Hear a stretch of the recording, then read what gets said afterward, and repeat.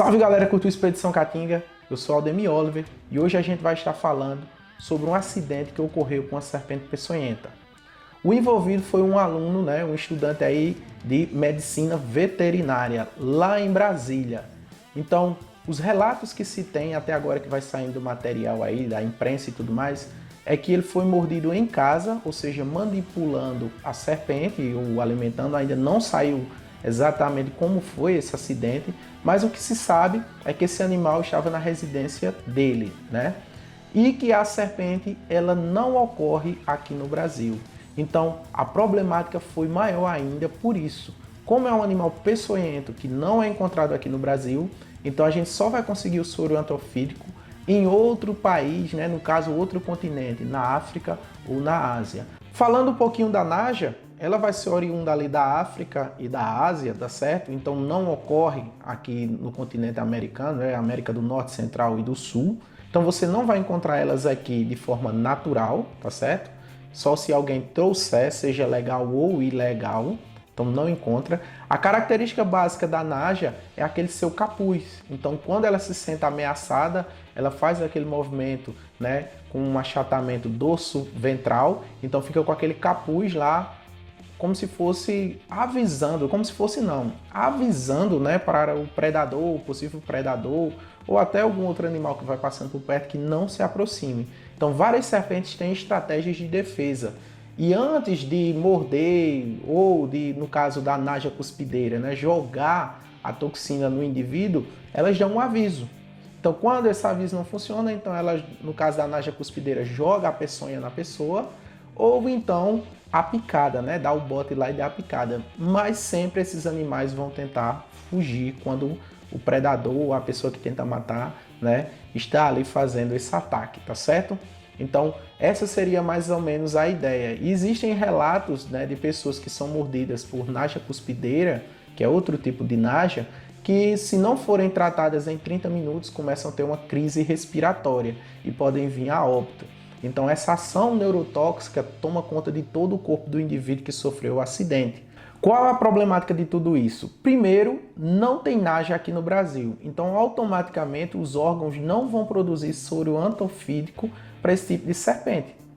Então a gente vai ter soro para cascavel, jararaca e coral verdadeira, mas não vai ter soro para Naja, ou víbora do Gabão, mamba negra. Esses animais não existem aqui no Brasil de forma legal. Então cascavel, jararaca e coral verdadeira, sim, elas existem, tem soro antiofídico para elas, mas essas outras que eu falei não existe soro. Então esse é o grande problema de quem cria animais exóticos e não tem a produção de soro aqui no Brasil, porque se ocorrer algum acidente, meu amigo, daqui que venha o soro de outro país, lá de outro continente, basicamente nesse caso, vai demorar bastante, Então o rapaz está lá internado no hospital, teve problemas respiratórios, que é uma das características de acidentes com serpentes elapídicas, Então a gente tem a nossa coral verdadeira aqui, que quando se agrava a situação, a pessoa vai e tem lá uma crise respiratória. Então esse é o grande problema,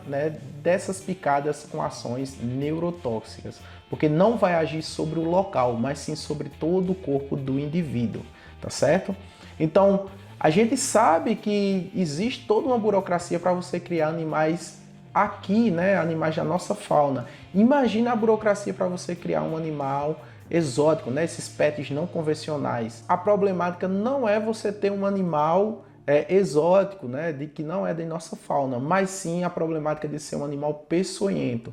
No Brasil não é permitido você criar esses animais já daqui, esses animais selvagens próprios, aqui endêmicos do Brasil. Então fica mais difícil ainda você conseguir criar um animal que não faz parte da nossa fauna. Então vê só que a dificuldade é maior ainda.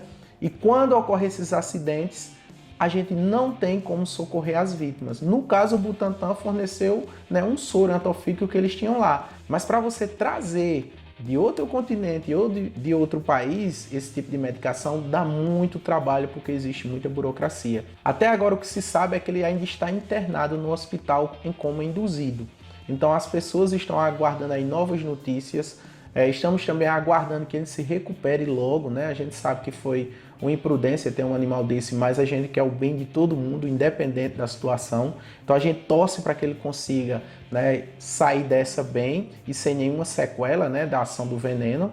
Mas essa é a ideia que a gente tem que ter. Os animais que não fazem parte de nossa fauna, a gente deve ter um controle maior ainda, né? Principalmente essas pessoas que compram e depois soltam na natureza.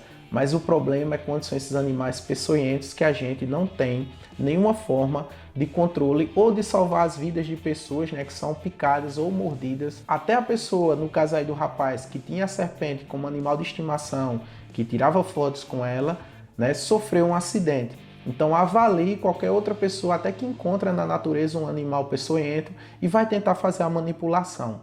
Então o recado fica dado, a gente tem que ter cuidado, tá certo? Porque esses animais são altamente perigosos. Vamos ter cuidado, compartilhe esse vídeo, vamos levar essa informação para mais pessoas.